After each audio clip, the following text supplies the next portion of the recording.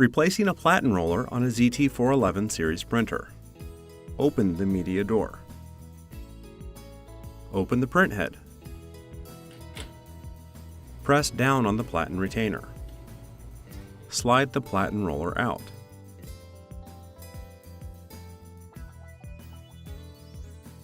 With the grooves up, set the new Platen roller into the Platen housing. Press down and hold the Platen retainer while you slide the Platen roller into the Platen housing. Release the Platen retainer. Clean the Platen roller. Close the print head. Close the media door.